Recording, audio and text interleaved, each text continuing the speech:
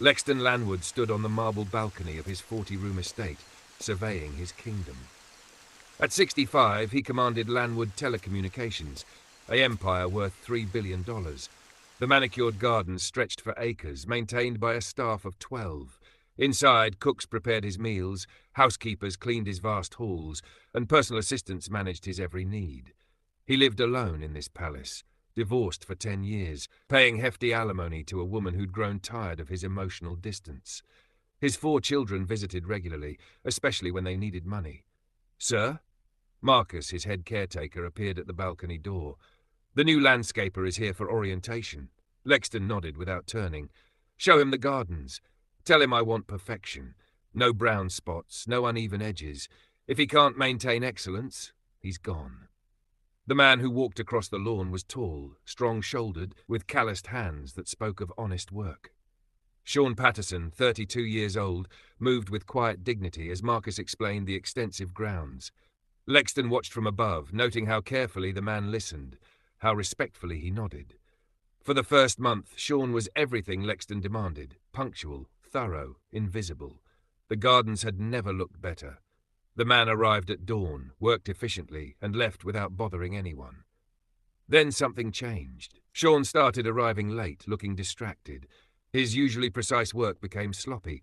Lexton noticed brown patches in the rose garden, uneven hedge trimming, weeds creeping into the flower beds. "That's it," Lexton told Marcus on a Tuesday morning, irritation sharpening his voice. "Fire him. I don't care what his excuse is.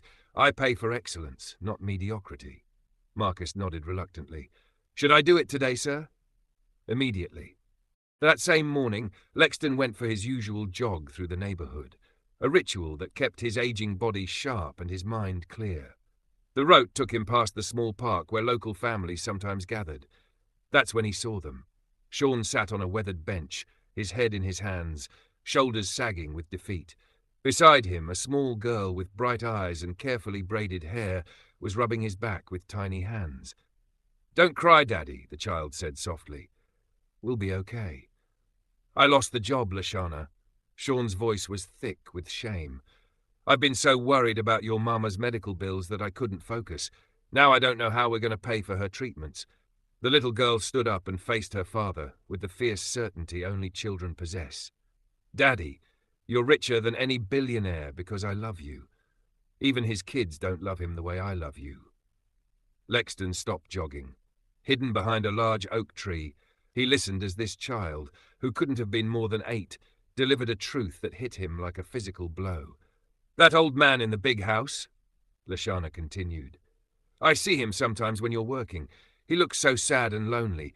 All that money, but no one to hug him like I hug you." Sean lifted his daughter onto his lap. "How'd you get so smart, little girl?" "From watching you, Daddy. You taught me that love is the only thing that makes you really rich." Lexton stood frozen behind that tree long after they'd left, Lashana's words echoing in his mind. "Even his kids don't love him the way I love you." That night he couldn't sleep. He walked through his empty mansion, past portraits of his children, Tyron with his calculating smile, Jack with his careless grin, Janice with her entitled pout, and Tiana the youngest, still showing traces of innocence. When had he last heard genuine love in their voices? When had any of them looked at him the way that little girl looked at her struggling father? The question haunted him until dawn. The next morning, Lexton made a call that surprised Marcus. "Reinstate Sean Patterson," he said quietly. "Tell him we're giving him another chance." "Sir, but yesterday you said—" "I changed my mind." Lexton's voice was firm. "And Marcus, don't tell him why. Just say we reconsidered." But reinstating Sean wasn't enough. Lashana's words had planted a seed of doubt that grew stronger each day. Even his kids don't love him the way I love you. The truth in those innocent words gnawed at him. That weekend, Lexton did something he rarely did. He invited all 4 children for dinner without any business agenda. They gathered in the grand dining room, expensive wine flowing, conversation light and meaningless. Tyron talked about his latest investment deals. Jack bragged about his new sports car. Janice complained about her divorce lawyer's fees. Tiana, at 19, mostly stayed quiet, absorbed in her phone. Finally, Lexton set down his glass and looked at each of them. "I have a question for you all." The table grew quiet. "Do you love me?" The silence stretched uncomfortably. Then Jack laughed, a nervous, hollow sound. "Dad, what kind of question is that? Of course we do." "You're our father," Tyrone added smoothly, his businessman's smile never faltering. "We're family. Is that why you love me? Because I'm your father?" Janice rolled her eyes. "Dad, you're being weird. Why are you asking this? Just answer the question. Do you love me for who I am or for what I provide?" More uncomfortable silence. Tiana finally spoke up, her voice small. "Daddy, you're scaring me. Are you sick or something?" He studied their faces, the confusion, the irritation, the complete inability to give him a genuine answer. No one said they loved spending time with him. No one mentioned memories they cherished. No one showed the pure and unconditional affection he'd witnessed between Sean and his daughter. "Never mind," he said finally. "Forget I asked." The dinner ended awkwardly, his children leaving with quick kisses on his cheek and promises to call soon, promises he knew they wouldn't keep unless they needed something. Over the following weeks, Lexton began watching Sean more carefully. He noticed how the man's face lit up whenever his phone rang, and it was his daughter calling. He saw Sean working late to make up for his earlier struggles, never complaining, always grateful for the second chance. An idea began forming in Lexton's mind, dangerous, painful, but necessary. He called his lawyer, Richard Hartwell, for a private meeting. "Richard, I need you to help me with something unusual. I want to fake my own bankruptcy." Richard nearly choked on his coffee. "Excuse me? Not legally. Just theatrically. I want to test something, see how people react when they think my money is gone." "Lexton, that's crazy? Maybe, but I need to know who really cares about me." Plans were set in motion, documents were prepared. The stage was being set for the most elaborate test of loyalty Lexton had ever conceived. But first, there was his 65th birthday party to get through. The event was everything expected of a Lanwood celebration. 500 guests, A-list celebrities, politicians, business moguls.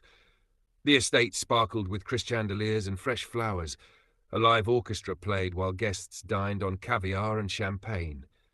Lexton moved through the crowd, accepting congratulations and well wishes, but feeling strangely detached from it all. He watched his children work the room. Tyrone networking with potential business partners, Jack charming wealthy socialites, Janice showing off her designer dress to anyone who'd listen. None of them seemed particularly interested in celebrating him. They were celebrating his wealth, his status, his connections. As the evening wound down and most guests departed, Lexton gathered his family and key staff in the library. About 30 people remained, his children, his household staff, his closest business associates. "I asked you all to stay because I have an announcement," he began, his voice steady despite the magnitude of what he was about to do. "I've received some devastating news from my financial advisors. Lanwood Telecommunications is bankrupt. Bad investments, market crashes, lawsuits, it's all gone." The room erupted. Gasps, shocked whispers, immediate panic. "I can pay staff salaries for 1 more month then." He let his voice trail off. "I'm sorry. I know this affects all of you." He watched their faces carefully. Some staff members looked genuinely concerned for him personally. Others were calculating their next moves. His children sat in stunned silence. But it was Tyrone who spoke first, his voice sharp with anger. "How could you let this happen? What about our inheritance?" Not, "Are you okay, Dad?" Not, "How are you handling this?" Just immediate concern about money. Lexton felt something break inside his chest, even though he'd expected exactly this reaction. The test had begun, and already he was learning truths he wasn't sure he wanted to know. The next morning brought chaos. Lexton sat in his study, listening to the phone ring constantly, reporters wanting statements, business partners demanding answers, creditors seeking assurance. He let them all go to voicemail. In the kitchen, the staff whispered anxiously. Maria, the head cook, had tears in her eyes. 20 years I've worked for Mr. Lanwood, she told Marcus. What am I going to tell my grandkids? Some employees were already updating their resumes. Others, like old Samuel, the gardening supervisor, just looked confused and heartbroken. But it was his children's reactions that cut deepest. Tyrone stormed into the study without knocking, his face twisted with rage. "You need to fix this. Sell the art collection, liquidate the wine cellar, mortgage this house. I don't care what it takes." "It's not that simple, son." Don't call me son right now, Tyrone snapped. I had plans, investments lined up. My whole future was built on that inheritance. Jack appeared next, looking hungover and panicked. Dad, I need money. Like, immediately. I owe some people, and if they think we're broke. He ran his hands through his hair. Can't you borrow against something? The cars? The boats? When Lexton explained that everything was tied up in legal proceedings, Jack's face went white. This is a disaster, a complete disaster. Janice called instead of visiting, her voice shrill through the phone. Daddy, my friends are already talking. This is so embarrassing. Can't you just, I don't know, declare bankruptcy quietly? Why did you have to make such a public scene? Only Tiana showed up without demanding solutions. She sat across from his desk, studying his face with concerned eyes. Are you really okay, Daddy? You look tired. For a moment, warmth flickered in his chest. I'm fine, sweetheart. It's just money, right? We'll figure something out. She reached across and squeezed his hand. You're still my dad. It was the closest thing to genuine affection he'd received from any of them, and she was barely 19. As the days passed, the pattern became clear. His children avoided his calls. When he tried reaching out for emotional support, calling just to talk, asking if they wanted to have dinner, they were always too busy, too stressed, too overwhelmed by their own financial fears. I can't deal with this right now, Dad, became Tyron's standard response. Maybe when things settle down, Jack would say before hanging up quickly. Janice stopped answering altogether. The loneliness in that vast house became suffocating. Then, on the third day, something unexpected happened. Lexton was walking through the gardens, trying to clear his head, when he heard footsteps on the gravel path. He turned to see Sean approaching, looking nervous but determined. Mr. Lanwood, sir, could I speak with you for a moment? Lexton nodded, curious. Sean removed his work cap, fidgeting with it in his hands. I heard about your situation, the bankruptcy and all. He took a deep breath.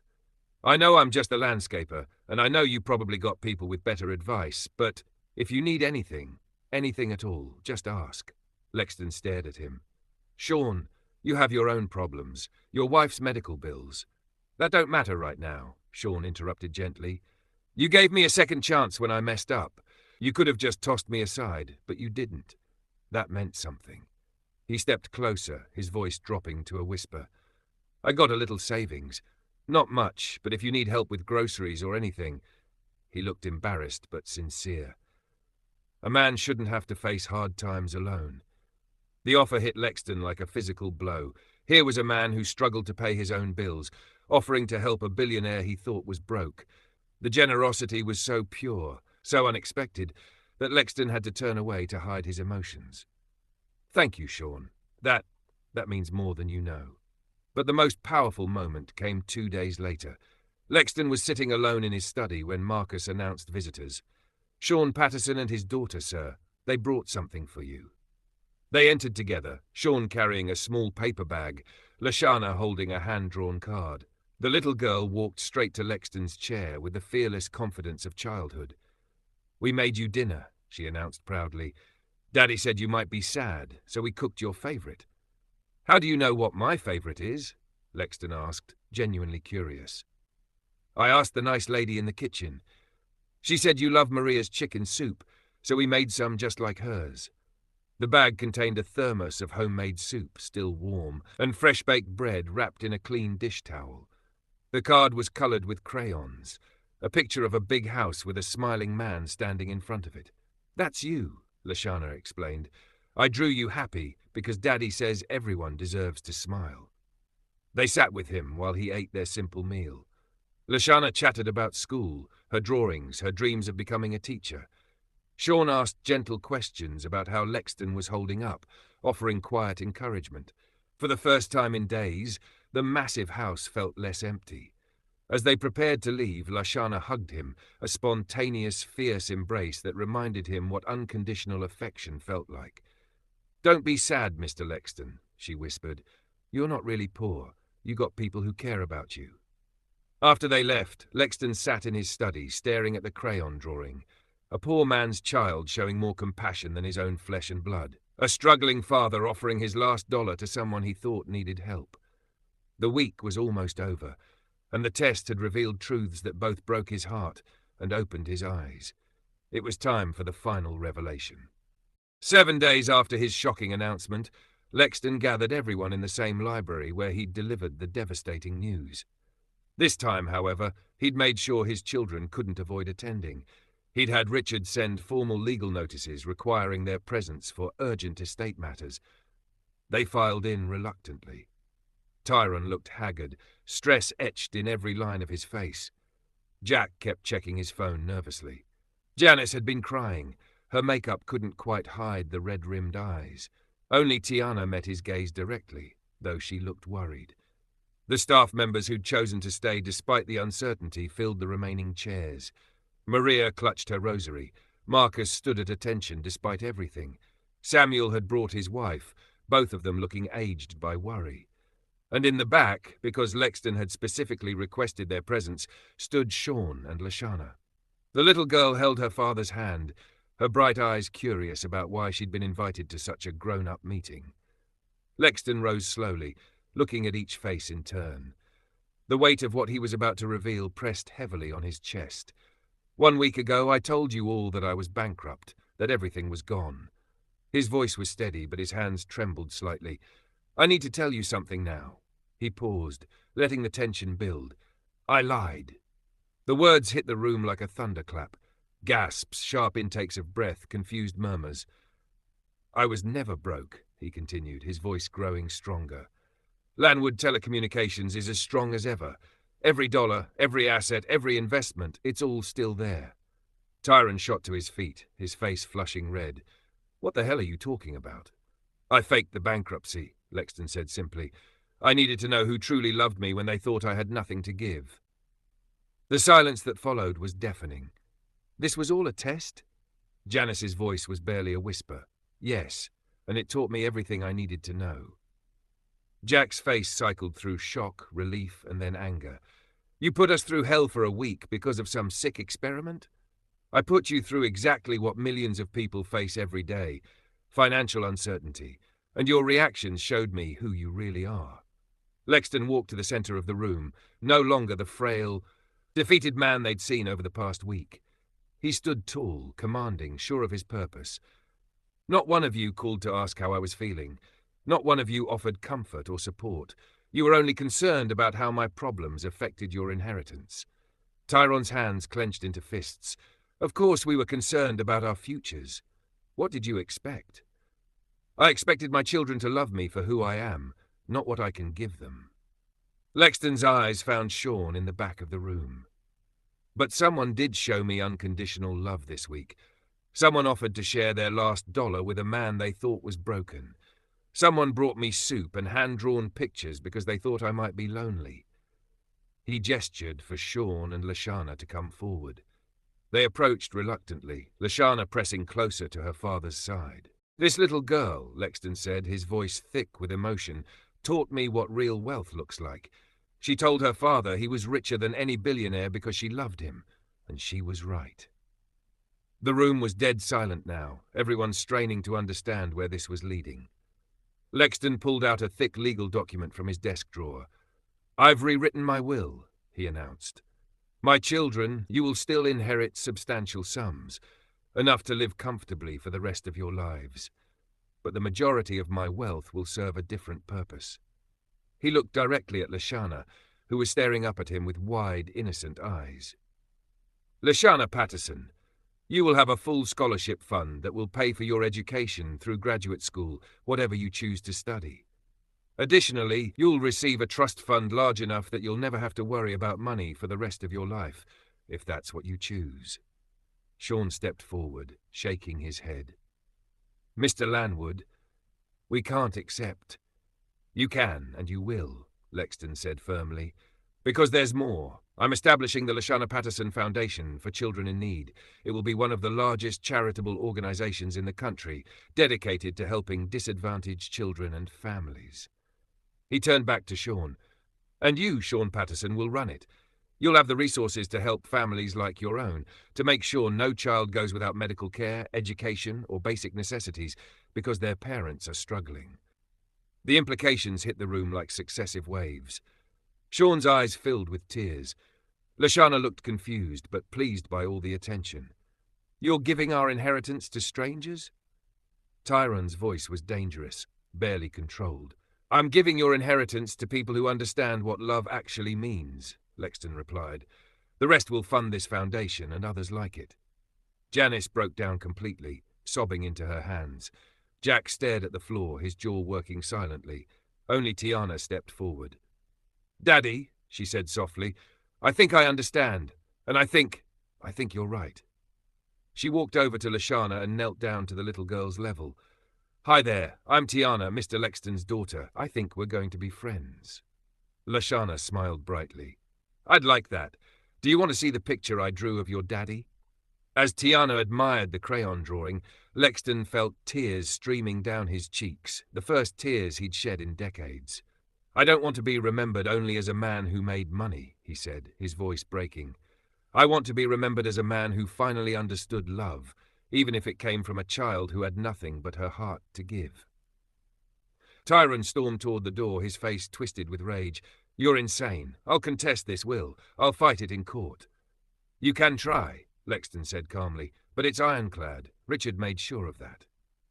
As Tyron slammed the door behind him, Jack followed, muttering curses under his breath. Janice lingered, looking between her father and the little girl who'd somehow stolen her inheritance, before finally leaving without a word. But Tiana remained, still talking softly to Lashana about drawings and dreams and the future. Sean approached Lexton slowly, his eyes still wet with tears. "Sir, I don't know what to say. Say you'll help me make a difference. Say you'll use this opportunity to change lives the way your daughter changed mine." They clasped hands, no longer master and servant, but equals bound by a shared understanding of what truly mattered. Lashana ran over and hugged both men simultaneously, her small arms barely reaching around their waists. "See?" she said with the wisdom that only children possess. "Now everybody's rich because everybody loves somebody."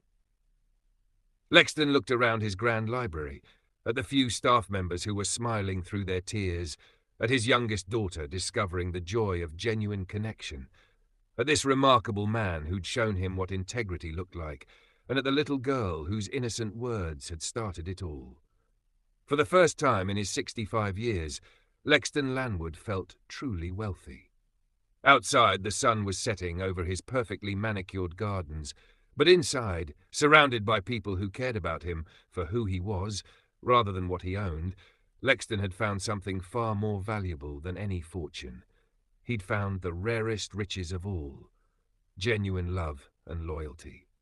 If you enjoyed this story, please make sure to like, subscribe and share so more people can see it. I'd also love to know where you're watching from, so drop your location in the comments below, because it's always great to see how far our community reaches.